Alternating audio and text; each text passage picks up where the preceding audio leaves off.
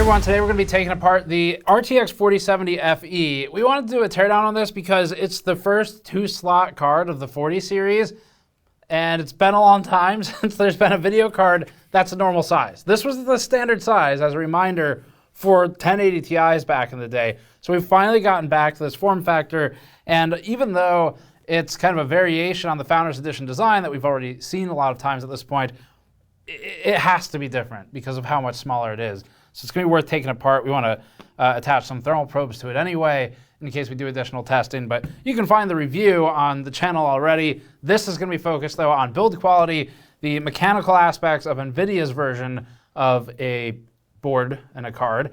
And we'll see how it is for taking apart and if it's maintainable. Before that, this video is brought to you by Montech's Metal DT24 base. This 2-fan tower cooler keeps a simple black and metal look to match most build aesthetics, and it runs a 6-heat pipe design with 2 towers and 2 fans for higher performance air cooling. The Metal DT24 base can also accommodate taller memory modules because it cuts back the fin stack closest to the first DIMM slot. The Metal DT24 base uses a standard mounting mechanism and is easy to install. Learn more at the link in the description below. Okay, so we're going to do a quick walk around of this stuff first, and then we'll switch to taking it apart and doing a closer look at everything, how it's assembled. When I went to go grab these cards, I was actually reminded that the 30 series was pretty thin comparatively. I didn't bring it out here with this card, but in fact, the 3080 looked very similar to this cooler today in some ways, and then you have the 4090. So for key differences other than the size, obviously, we'll just do a quick external walk around of this thing. So this is running with 2 fans, except they have one on the backside acting as a pole. So they are using the flow-through design with the more traditional fan mounted to the back as opposed to 2 on the front pushing. So NVIDIA kept their concept and scaled it down. And I mean, you can see that here, it's basically the same thing. The board length is pretty short on the 4070. This would be a really interesting candidate, not necessarily the FE, but just any 4070 for a short card. Like if you wanted to mod it into something tiny for a small form factor build, let me look for the board. The board cuts off about here. So that means you don't need all this cooling, especially if you have a liquid cooler. So you could do a single slot, half length cooler and have an extremely small form factor, high power card, which is pretty interesting. For the rest of the assembly, just looking them over, really nothing's changed. So these are oriented the same way, these sets of fins. The fin pitch and density is about the same, just scaled from 4090 and 4080 coolers. There's still this kind of like pseudo deco / partially functional plate in the middle. And then on this side over here, it's the same fin stack design, except now you can see versus this card, there's presence of fins also next to the fan because they decided not to scale the fan up, which if they made the fan bigger, it would then be taller, obviously, than a standard slot height. So those are the key things to look at. On the back, this is once again one of the basically screwless designs. This is something that, as far as I understand it, is something of an executive order from Jensen himself, Jensen Huang, the CEO, where it's a very Apple-like, I don't want to see screws. Screws are ugly, or screws remind people that it's not magically assembled by telekinetic fairies. I don't really know. Like, I don't know what the mythology is behind the no screws approach to products, but Apple is very big on that, and NVIDIA is kind of going that direction. It's this weird, like, attempting to create some aura of mysticism of how is it all assembled? Is it assembled? Can we take it apart? And ultimately the answer to that will be no. If it breaks, buy another one.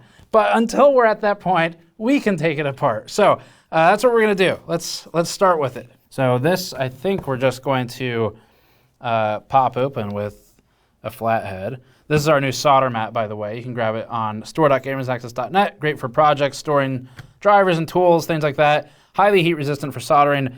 And then we're also working on the mod mat here for the anti-static surface, just to give us some extra space and screw tracking on the grid. So I'm gonna grab a flathead and let's see if this is what I think it is. Flathead might not have enough reach. Oh, all right. Well, that was extremely uneventful. This is different. So now instead of having two pieces for this backplate, this sort of facade shroud, it's one piece, but no thermal pads here. It's not really the backplate though. This is the backplate. So that's kind of like a deco plate. And it looks like we've got Torx screws here. I think these are TR5 or something. We'll find out. Okay, so the screws on the backplate appear to be the same as the other 40 cards, which are going to be a Torx 6 screw. So you can grab a GPU teardown toolkit on our store as well. We've already promoted the store, so we'll just go to the teardown. I'm going to track the screws over here in case it gets complicated. So this one's coming out down there.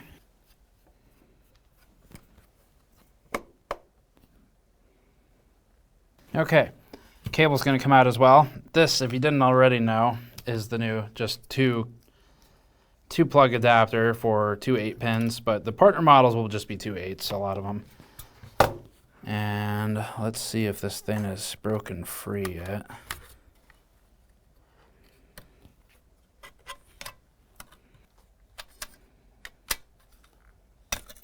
Okay, cool. It's actually pretty easy. So the backplate is not secured with a bunch of trickery or anything this time. If you don't remember, we'll show a quick clip from our 3080 teardown a couple years ago where we had to drill one of the pieces out. But there's a thermal pad up here that corresponds to this sort of grease stain from the pad you see here. Kind of gross choice of phrasing on my part, but that is what it is.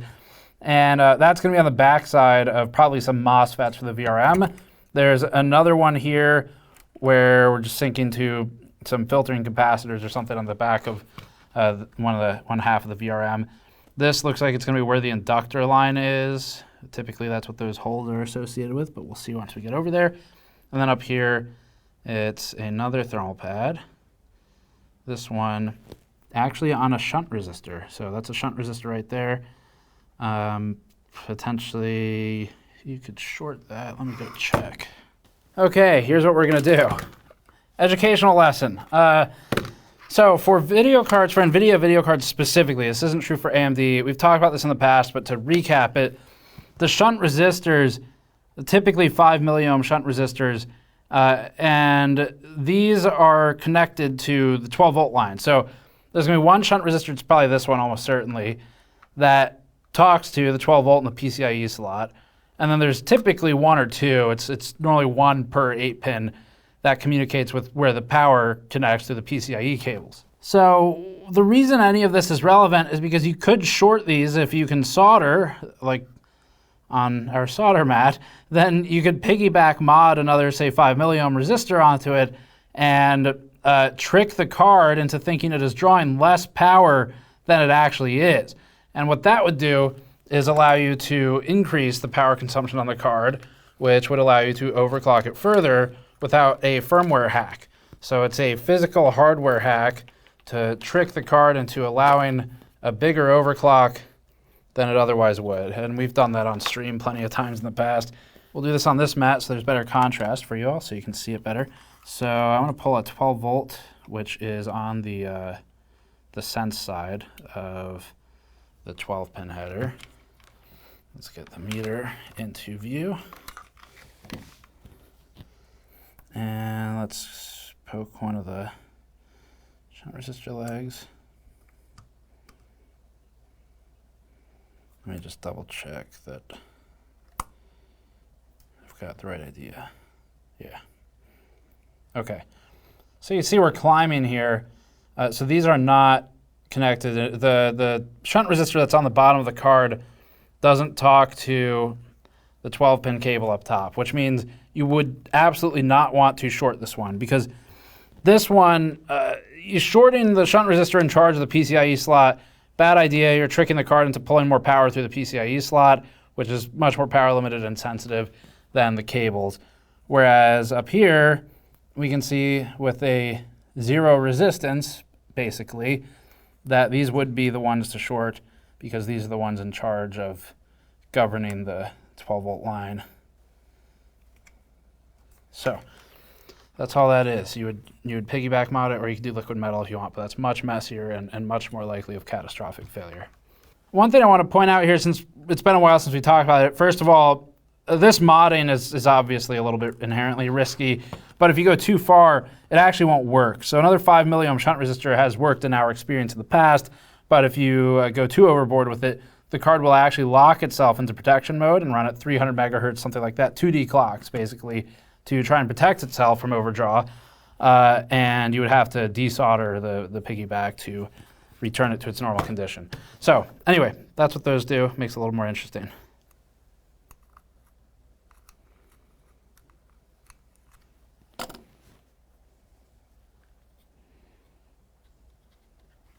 All right, now we're down to the interesting part. First step is to disconnect the fan cables. There's 2 of them. There are 2 fans, and I bend them back a little bit to get them out of the way of the PCB, but they are slim flex cables, so you have to be careful with these. They're not that strong. Every time I go to Taiwan, I buy a pair of these.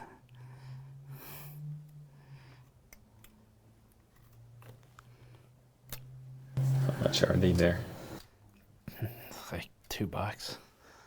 All right, we are ready for the next part, which is going to be taking the, disconnecting the heatsink itself, these 4 screws through the leaf spring.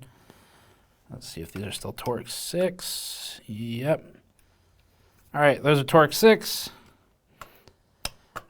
General advice, I like to walk each of these back, so I'll go through about 3 times, and it's just so that they're spring tensioned. The whole thing is a spring, this entire thing.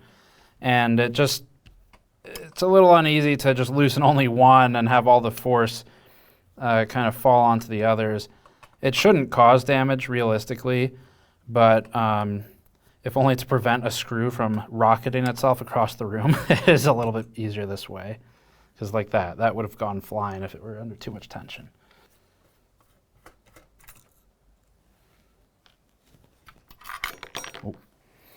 All right, so we're not there yet because this is retaining the PCB. So we're gonna have to take these screws out now. Oh.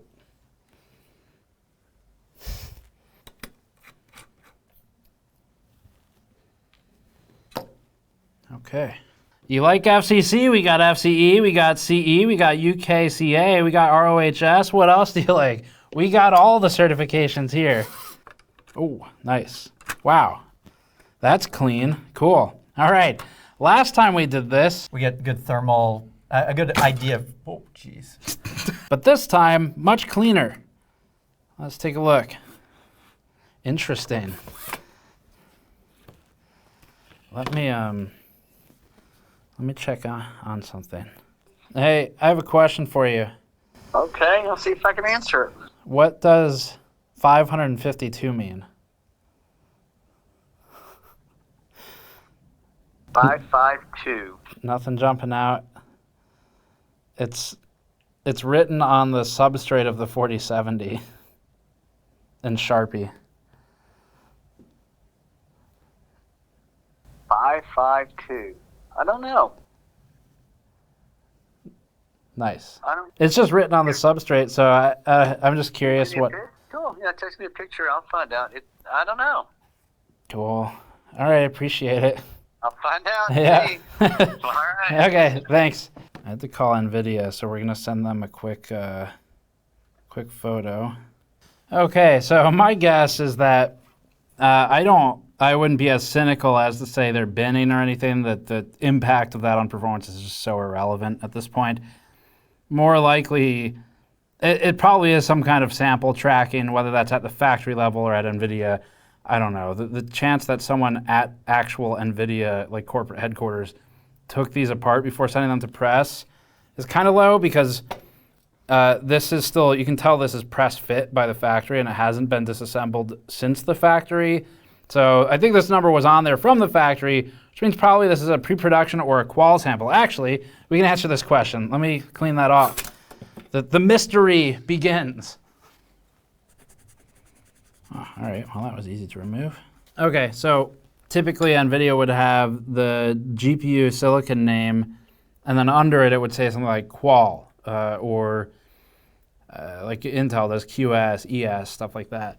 But here, there's nothing. And in fact, they don't even have the GPU name. So normally, as an example, you might have like GA102, GA104, GA106-350 or something. But here there's nothing. So I'm thinking this is probably a late production sample. And maybe the labeling wasn't full on it yet, and that's why they numbered them. But hopefully we find out. Or if I were going to be a cynic on the internet, I would immediately start assuming that the press got golden samples, even though a golden sample in the case of stock performance would yield about a 1 to 3% improvement. But that is unlikely. So for this board, pretty simple stuff. It's got 6 memory modules. We got one still covered over here. And those 6 are all being cooled through an aluminum base plate, which we'll look at this more in a moment, that surrounds the copper cold plate. And they are contacting via about a 1 mil thermal pad after compression at least, which is that, I forget the brand of these thermal pads, but it's that sort of canvasy one that compresses a lot more than basically self-destructs after you take the card apart more than once. So that's the assembly. These are on the higher quality side of thermal pads, though. NVIDIA is really actually trying, as you saw in our thermal benchmarks, for the thermal design of the cards these days, regardless of their pricing and other antics. But the VRM is pretty interesting as well. So it's all on one side. They don't have the 2-side VRM for the core this time. You can see there's one inductor out here in no man's land, and there's some memory phases dotted a little on the board. But the core VRM is all on the left.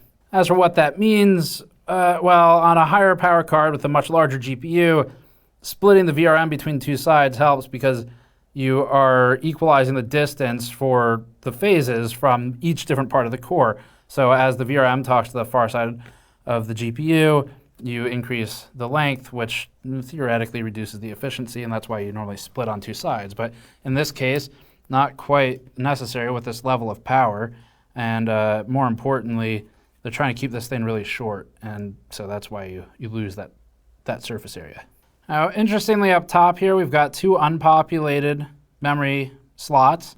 So that could mean a lot of things. They might maybe populate them sometimes. So I've seen this in the past where board partners or NVIDIA itself you'll have these 2 missing where it's not always the same. It depends on the board, and I don't know for this one. But if they're not the same, they might move them up here. That could be something as simple as just different timeline of production, or it could be something more advanced, like different memory controllers on the GPU are functional versus dysfunctional, and they move the memory around contingent on that. So anyway, I don't know if sometimes people mod these and try and attach memory, but you would need a custom firmware probably, and also the memory controllers would need to work if they're even there. So now I'm just reading off the MOSFETs, just having trouble reading them over there. It's tiny print. This is a IR302150, and this one down here is also IR302150. So those are the FETs they're using. There's one more shunt resistor over here. We're going to skip the measurement and the checking on that one. That kind of recaps the board. Let's look at the cooler now. So now we're looking at the cooler. PCB is probably the most interesting just because it is so tiny, and it's a great candidate for ITX or SFF. But for the cooler itself, so pretty standard NVIDIA design at this point. These fans are relatively thin, though. You can see there's not a lot of depth here. Not that GPU fans typically have much depth, but fairly low profile and seated within sort of the shroud of the cooler. For the cold plate, it's a copper slug, so smooth copper cold plate, no nickel plating, which is fine. That's mostly cosmetic anyway. And it's surrounded by the aluminum base plate, and then we have some heat pipes. So I'm not seeing, there's no vapor chamber this time. So they cut the vapor chamber. As you saw in our thermal testing, it really doesn't need it. So that's just a cost-cutting move, which, I mean, as long as some of that is benefiting you, the people buying it, then that's a fine place to cut costs because it would be totally unnecessary. For heat pipes, I'm seeing 4. So there's one right there, there's one here, and they're through the fins, obviously. There's another here, and there's one up top. So there's the heat pipes. This is our best way of showing where they are. So there's 4 of them. So I was just talking with Vitalii behind the camera, and he noticed there's one more down here, but I think that's a spine for rigidity. You can see that that's sort of where the fins all sort of converge as well. It's hard to tell through here, but as for where they're routed, at least 2 of them are going straight through the middle of the GPU area here, which is exactly what you need. You want as much contact with those heat pipes across the core as possible. For the thermal compound, you can tell that NVIDIA is still using this PTM. It's a phase change solution where it's basically a solid sheet of almost thermal paste. It gets heated and it liquefies into this. So that tends to be higher endurance for long-term use and also much quicker in manufacturing. It's really common on video cards. Thermal pads are pretty simple. We've got a couple here for the VRM. We've got a few outlier pads for MOSFETs for the memory or maybe for voltage controller. And then you have the pads for the actual memory modules. And then final comment on the cooler here. So if you ever wanted to replace the fan, if you have one of these or you buy one with a broken fan on eBay or something, what you would do is tear down pretty far, depends on which fan you're getting to, but you tear down, you get access to this cable. The screws for the fan are on the side where the fan is. You take those out, and then you would swap it and reroute the cable. The hardest part's going to be rerouting the cable, and then you have to plug it into the PCB. It would probably be easiest to just tear it down to this level rather than try and force it with the card partially assembled. And as for that 552 that was written on it, well, the question is into NVIDIA, which means at this point it's going to bounce around between departments for probably 3 or 4 days, and then we'll have an answer. But talking with some other people in the industry who manufacture video cards, our understanding of this is simply that it is a factory marking. It could mean a lot of different things, but ultimately what they do is they use it normally on the early chips that are in sort of the first round of production or in the last round pre-production to track them as they go through their testing processes and early qualification. So not super exciting, not some big conspiracy. And while we don't know 100% what precisely it means, it is something related to the manufacturing process. All right, so that's it for the teardown. Like I was saying earlier, the most interesting aspect of all of this is simply the size of the PCB. It is pretty small, so not quite fair to compare it to the entirety of a 4090, but it's much shorter, clearly, and that's in both dimensions here. So this would be a really interesting candidate, despite whatever there is to say about the value and sort of generational price creep and things like that we talked about in the review central. The thing here is that if you're building a tiny PC, it'd probably work really well in something like that's a little on the larger size, but like a Fractal Nano, or if you go much smaller, some of the Silverstone boxes that are out there, maybe the Meshlicious, something like that.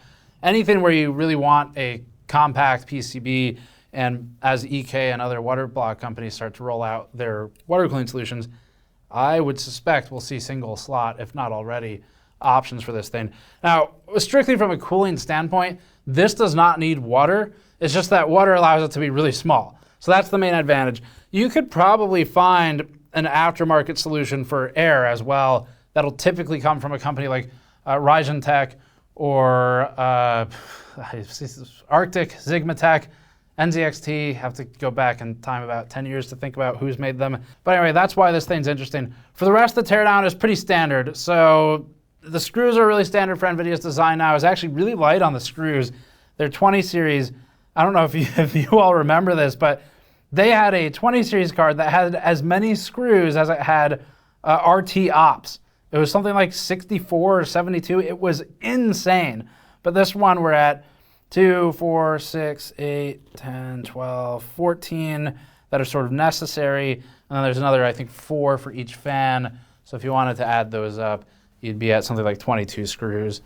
Really not bad. And the ones for the fans don't really count. So they've done much better. NVIDIA, for the mechanical team, they're actually listening, which is maybe terrifying for the board partners because they're not going to be able to relax now. The board partners like Asus and Gigabyte, those who are left, will have to up their game to compete. So that's it for the teardown. Thanks as always for watching. Go to store.gamersnexus.net to grab our mod mat or our solder and project mat, and subscribe for more. We'll see you all next time.